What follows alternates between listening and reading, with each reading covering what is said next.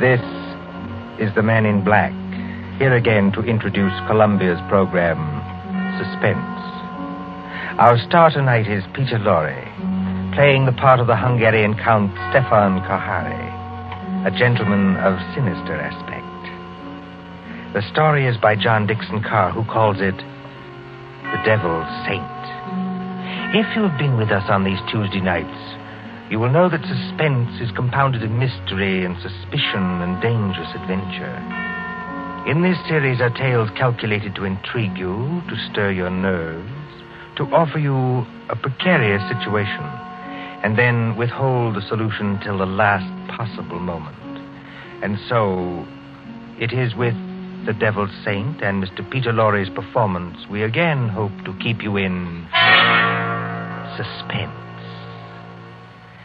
The Devil's Saint. Paris, 15 years ago.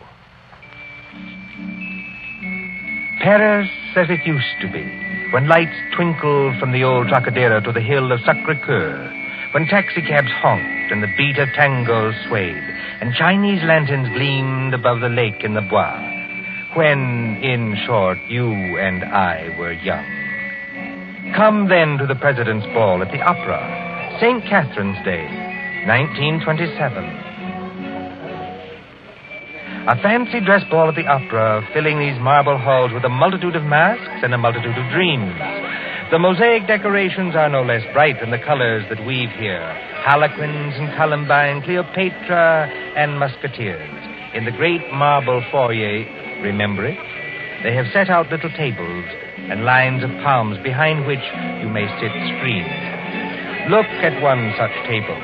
A young man wearing the scarlet and gold uniform of an English Guards officer in Wellington's day. A dark-haired young girl in the costume of a bacchante. And as we approach... Ned, don't, please, you mustn't. Well, why not? You really don't mind, do you? No, of course I don't mind, only you mustn't.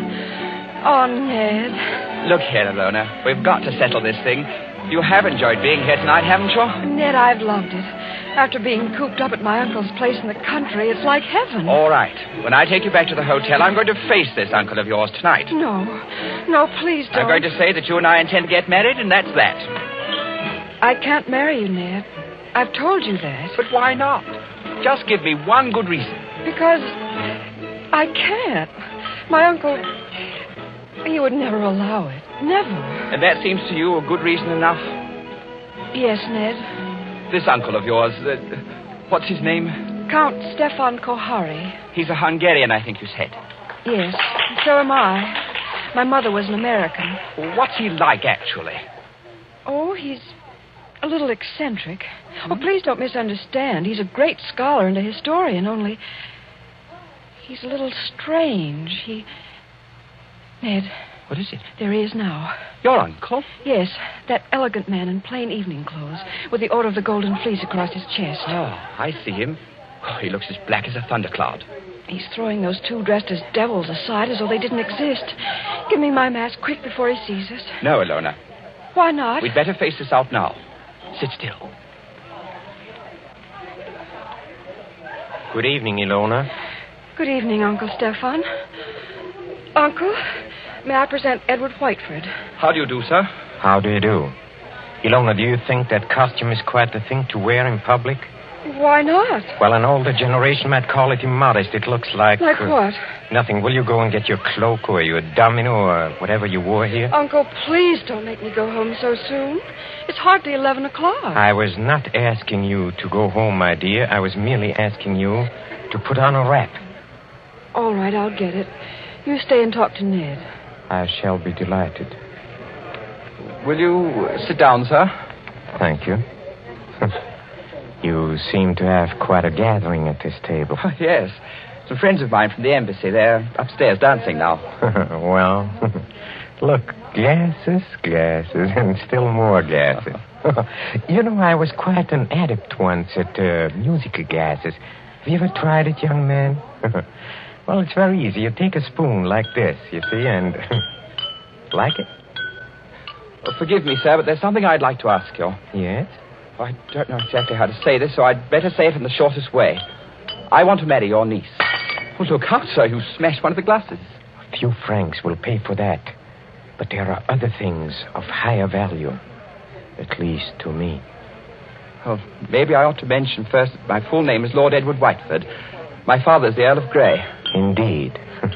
Why, I only mention that to show we're, well, respectable enough. Or the British ambassador will vouch for me, sir, if you would like to ring him up. And perhaps I ought to mention that I've always kept Ilona carefully guarded from the world. Almost too carefully guarded, don't you think? That, Lord Edward, depends on my reasons. Sorry, sir. You have known Ilona about how long? 4 days. 4 days. You wouldn't even choose a business partner in 4 days. Yet to want to marry my Ilona after 4 days. But we know our own minds, sir. You do, huh? Then you know more than the wisest man in this world. However, as one whose dearest wish is Ilona's happiness, I hope it is, Count Kohari. Do you doubt what I say? Oh, no, sir. Well, I will make you a proposition. I own an estate in Touraine, not far from Paris. A little chateau, a few hundred acres, fishing. Very good stable of horses. I know. Ilona told me. Oh, she did? Well, then here is my suggestion. Why not come down and visit us for a week or two? Why, that's very decent of you, sir. Oh, not at all, not at all. And if at the end of that time you're not cured of this infatuation... Oh, it's not an infatuation. I swear it's not. No? Well, if at the end of that time you're not cured permanently of this feeling, you may take Ilona. And with my blessing. That's fair, isn't it? Oh, it's more than fair, Count Kohari. I don't know how to thank you. Oh, well, please, don't even try. And at least I can promise you a very interesting experience. You see, at the Chateau d'Azay, there is one certain bedroom. We call it the tapestry room. Yes? Well, I assure you, it'll be very interesting for you to sleep in that room. Why? Is it haunted or something? Oh, no. No, not haunted. Well, now, if you don't mind, I shall say goodnight, and I hope I can trust you to bring Ilona safely to the hotel. Au revoir. Look over there. What is it, sir? Just look. Streams of our fellow guests pouring down the main staircase. Shapes of nightmare. Shapes of delirium. Insane dead masks. Only the eyes move. Wouldn't we be terrified, perhaps, if he would look behind those gargoyle faces? Oh, no, I don't think so. They're only ordinary people like ourselves. That, sir, is where you make your mistake. Well, I shall expect you for the weekend, and encore une fois, au revoir. Ned. It's all right, Ilona. You can come out from behind those palms. What was he saying? I couldn't hear. Ilona, it couldn't be better. Well, he's a very decent old boy, actually. And he's invited me to the Chateau d'Azay. Did he say anything about the tapestry room? Yes. He invited me to sleep there. And you said? I said I would, naturally. You mustn't do it, Ned. I won't let you do it. Why the devil not? Because everybody who sleeps in that room dies. Dies? Are you serious? Oh, Ned, please don't do it. Oh, nonsense. There are a lot of superstitions about every old house. This isn't a superstition, Ned. It happened once when I was a little girl. A man insisted on sleeping there. They found him dead in the morning. So? How did he die? They don't know. There wasn't a mark on his body. He wasn't shot or stabbed or strangled or poisoned or hurt in any way. He was just dead.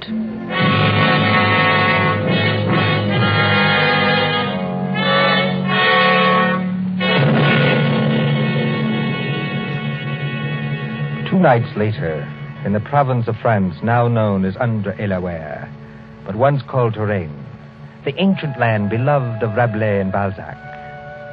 But now, as the wind moans down the valleys, and rain flickers across the apple trees, and thunder stirs in those haunted hills, it can bring little comfort to a young man driven in an ancient carriage from the railway station along snake-like roads. To what destination? Ahead, A lift of lightning shows the gray walls and conical slate-roofed towers of a chateau set some distance back from the road. Lights shine from its narrow windows, dimly seen through the rain as... Driver. Coachman. Oui, monsieur. Is that the Chateau d'Azay up ahead? Oui, monsieur. I will take you to the very door if If what? Why do you cross yourself? I am permitted. What should stop you? Only fear, monsieur. And I am not much afraid. Listen. What was that? Only the dogs, monsieur. They keep many dogs, large dogs, at the Chateau d'Azay. Well, here we are. Bonsoir, monsieur.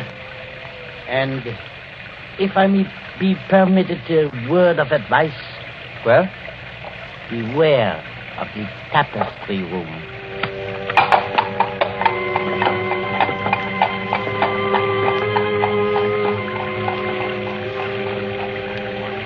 There isn't a bell on this door. There might at least be a knocker. Ah, got it.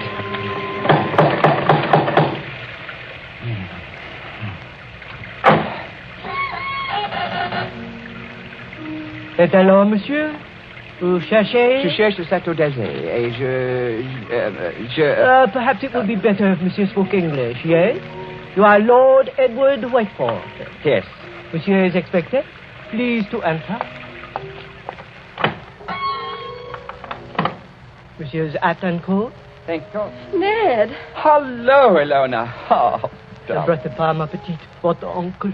Oh, you'd better not kiss me, Ned. Madame Flay says to look out for my uncle. Madame Flay is our housekeeper. Oh. Well, where's your uncle now? In the drawing room. He's playing the piano. Come along. Ilona, is anything wrong? Oh, everything's wrong. 2 of my dogs were in horrible pain this afternoon. Dr. Solomon had to put them out with chloroform. You don't think that... I hope nobody's practicing, that's all. Well, here we are. Oh, nice tiger skins on the floor. I say, who's the little old man with the grey beard sitting over there by the fire? That's Dr. Solomon. Hasn't he funny-looking eyes? He watches and watches and watches. He's an old friend of the family. Shh, come along. Let's get this over with.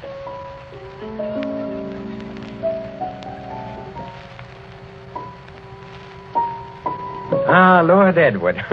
Well, I see my niece has anticipated me. Welcome to the Chateau d'Azay. Thank you, Count Harry. Oh, you must be very wet after your long drive. Go up to the fire and warm yourself. Madame Flay, Yes, monsieur? please tell Antoine to take our guest's luggage up to the tapestry room.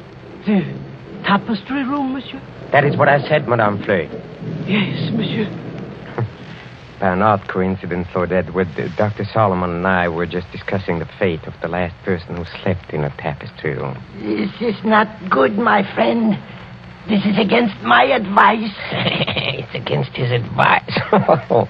Here, Dr. Solomon croaking. This is not good, I tell you. It is the wrong season of the moon. The wrong moon. But there is no moon tonight. It's raining cats and dogs. Don't talk about dogs. Nevertheless, it is the wrong season of the moon. I say no more. Cheerful blighter, that doctor. Don't do it, Ned. I won't be responsible if they make you do it. But look here, Count Harry. What did happen to the last bloke who slept in the tapestry You room? mustn't call him a bloke, sir. He was a very saintly gentleman. The Bishop of Tours. That was some time ago when Ilona was only 15 years old, but surely she must remember it. I remember it. The church, said our bishop, has no use for superstitions. Well, he insisted on sleeping there. I made it as comfortable for him as possible, but he was found dead next morning with a crucifix still in his hand. Was it poison? There was no poison, monsieur. No. Here, Dr. Solomon. It's true, Ned. Well, there were just 2 very curious things. You see, in connection with that death, on a mantelpiece there was found burning a stick of incense. Just ordinary incense, nothing wrong with it. Yes, sir? And under the dressing table, the police found it was an empty jar of ointment. Now, use your wits. A dead man, some burning incense, and an empty jar of ointment. What do you make of that? Oh, I don't make anything of it. It's crazy. Please do not speak like that. I'm sorry. It is still the wrong season of the moon. Well, what I really meant, sir, was this. Is there any reason for this story of death? Reason? Any legend attached to the room or anything like that? Yes, there is. Well, sir? Well, we are a very old family, Lord Edward. Old and perhaps accursed. When my ancestors moved from Hungary to France in the 17th century, they brought certain beliefs with them. The old religion. The old religion? Yes, the cult of Diana, the cult of Janus, the cult of freedom and fertility. The witch cult, if you prefer. Oh, now look here, sir. Must we talk about this? Well, you smile, but when I say the word witch, you think of some humorous picture on a Halloween's card. It was very different in the Middle Ages, believe me. Then, my friend, there existed an organized religion which rivaled the church. There were many to worship unashamed at the grand Sabbath. Many to receive all favors from Saturn, their master, and to dance forever, joyously in the red, flaming quadrants of hell. Some 200 years ago, an ancestress of mine, Katerina Kohari, was tortured to death in a tapestry room for professing the old religion. Many persons have not thought it safe to sleep there since. Are you answered? Oh, come, sir. This is some kind of elaborate joke, isn't it? Joke? The Bishop of Tours did not find it a joke. Not a mark on his body. I assure you as a physician, not a mark on his body. No, not a mark on his body. Here, Dr. Solomon. Yes, I hear him. Well, understand me, Lord Edward, there's no compulsion in this. If you do wish to sleep in that room, all right. If you ridiculous. don't... I'm not afraid to sleep there, sir. Well, I thought perhaps you wanted to change your mind. Oh, never. Would you like me to make a wager on that? What sort of wager? Hell, if I spend the night in this famous room and come out of it alive... Yes? Will you give your consent to the marriage immediately? Tomorrow morning? Tomorrow morning? Why? Because I don't think the atmosphere of this house is good for a loner. What do you say? Will you do it?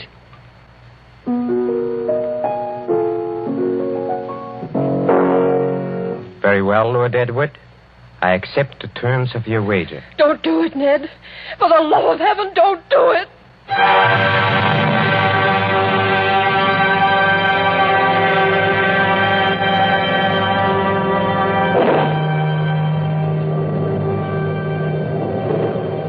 High up in the north tower of the Chateau d'Azay, under the conical slate roof, is the circular room hung with faded tapestries.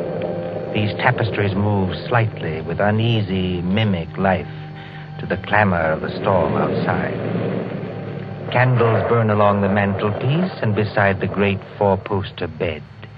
The flames of these candles waver, too, as the door opens. This is the tapestry room, monsieur. Thank you, Madame Flay.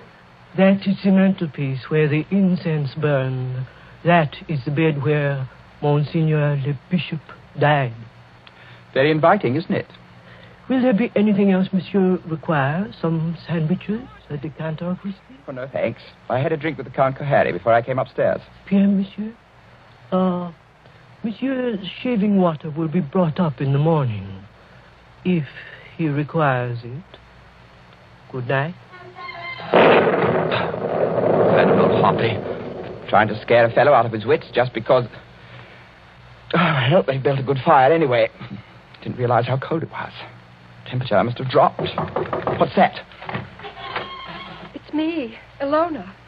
May I come in? No, Ilona. Get out of here. That's not very gallant of you. No, I mean, I don't want you exposed to whatever it is. Ned, listen. Are you going to bed? Or are you going to sit up all night? I'm going to sit up all night, naturally. Then let me sit up with you. No. Why not? Well, it may be dangerous. Besides, I promised your uncle I'd go through with this alone. I wish you hadn't had that drink with him. Why? He couldn't have done anything to it. It was you who poured it. Yes, that's true, only Listen. What is that? It sounds like footsteps. Yes, but where's it coming from? Seems to be right here in the room. It seems to come from all directions. Doesn't it sound like somebody walking between the walls? By George, it is someone walking inside the wall. Get behind that tapestry, Lona. Quick. Hide there.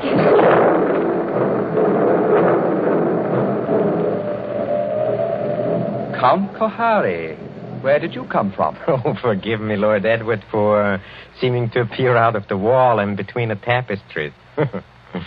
Like Mephisto appearing to Faust, huh? And this red dressing gown perhaps adds to the effect, too.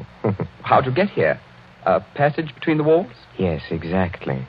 Little device my ancestors for visiting this room. You know, they invented that when its occupant was so unmannerly as to bolt the door.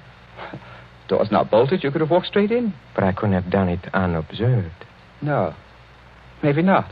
Have you had any other visitors, Lord Edward? No. Are you quite sure of that? Quite sure. Well, then, since nobody saw me come here, I'll just sit down by the fire.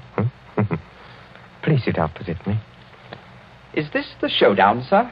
I don't understand. Well, there's got to be a showdown between us. Is that why you're here? Oh, I'm here, young man, to explain certain things to you. Will you have a cigarette? Thank you. Oh, they're perfectly all right. If that is what you're afraid of. I'll have one, yes. A light? Thank you. Well, when I was discussing the witch cult a while ago, you didn't appear to think I meant what I said. Do you want a perfectly frank answer to that? Yes? I think you're mad enough to mean anything. What you say, in a sense, is quite true. See, in an old and inbred family like ours, the mind can crack and the fantasies of witchcraft become as real, well, more real than the living world. Let me give you an example. Go on. The saucer on a table beside you is Ming porcelain. It was once owned by Katerina Kohari, a martyr of the old religion. Yet you are using it as an ashtray. Oh, I beg the witch lady's pardon. I'll blow off the ash. Well, that's a very dangerous remark, sir. Don't you understand that the worship of evil can be as strong and compelling as the worship of good? That the devil can have his saints, too? That to a sick brain which knows but can't help itself, you have profaned this room merely by entering it. And therefore, you deserve to die. Like the Bishop of Tours? Exactly. You're not going to tell me the devil killed him? The devil's agent may be flesh and blood. Then it was murder. Oh, of course it was murder. Murder so cunningly contrived that no one ever saw through it. Go on. I asked you before to use your wits on this problem. Well, look, incense was burned in this room. You know why? Suppose you tell me. Well, obviously, I think to conceal something else, which would be too easily noticed. To conceal what? For instance, the smell of chloroform. Chloroform? Yes. A drug not very well understood by laymen. Dr. Solomon, by the way, was using chloroform this afternoon to dispose of some dogs. So I've heard. Well, Dr. Solomon is old and very forgetful. You mean chloroform could be stolen? Oh, yes, it could be easily. Now, suppose I take a pad saturated with chloroform. I place it over the mouth and nostrils of a man already sleeping or drugged so that he gets no air. Wait a minute. That won't do. Why not? Chloroform burns and blisters when it touches the skin. You'd leave marks. Oh, not at all, my friend. Not at all. If I first covered the mouth and nostrils with some substance like... Ointment. Yes. Now you're waking up. Hi. Now observe what follows. In a few seconds, unconsciousness. In 2 minutes or 3 minutes, death. Certain death, yes. Oh, but chloroform, you see. It evaporates very quickly. There is no trace in the stomach since nothing has been swallowed. Well, delay your post-mortem for 24 hours. Very easy matter in these country districts, and no trace remains in the blood. Murder without a mark, Lord Edward. Murder without a mark. You can't do it, Count Kohani. There's one thing you're forgetting. What is that? I'm not sleeping and I'm not drugged. Oh, yes, you are. How? When? In the cigarette? No. In a drink you had with me. What was it? Morphine. And you've had enough to put 3 men to sleep. See, that's it. Well, try to get up. I'll do it. I'll do it. You see? You've knocked over the fire irons. You'd have been in a fire yourself if I hadn't caught you. Take your hands off me. Just as you please. If I could reach that bell pull. Well, but you can't. Well, better sit down again. You murdering lunatic. So that's how you killed the Bishop of Tours. And that's how you're going to kill me. Who, I? Well, you don't think I killed the Bishop of Tours? Didn't you? You fool. I'm not trying to kill you. I'm trying to save you. Dr. Solomon. Yes, monsieur. Well, come out. Come in the room. Come out and be my witness. Yes, monsieur. I shall always guard the family honor, even when I guess how men die. This young man evidently thinks I've been talking about myself. Am I, in a popular parlance, insane? Oh, monsieur. Heaven forbid. I have never known a saner man. Have you any notion, Lord Edward, why I brought you to this house? You would never have believed me if I had merely told you. So I had to bring you here to show you. Show me what? What? Look at the tapestries. Come out of there! Behind them. Come out of there! Hey, come out! Ilona! Yes, Ilona. Why do you think I've kept Ilona so well guarded from the world?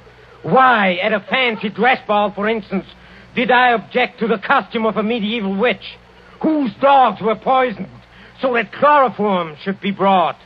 Who poured the drink drugged with morphine? In the devil's name, what are you trying to tell me? It was Ilona.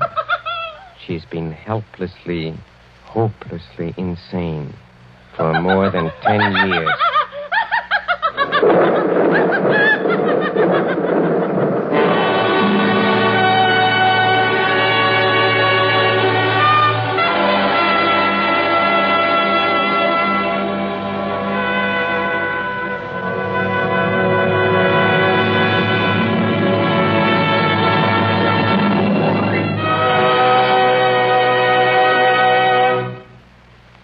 And so closes The Devil's Saint, starring Peter Lorre.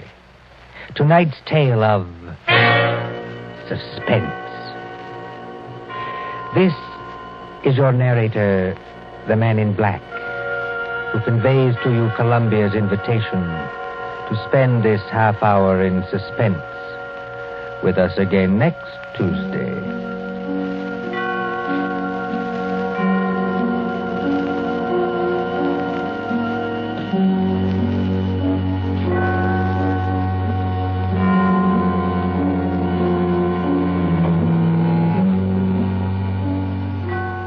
William Spear, the producer, John Dietz, the director, Bernard Herrmann, the composer-conductor, and John Dixon Carr, the author, are collaborators on Suspense.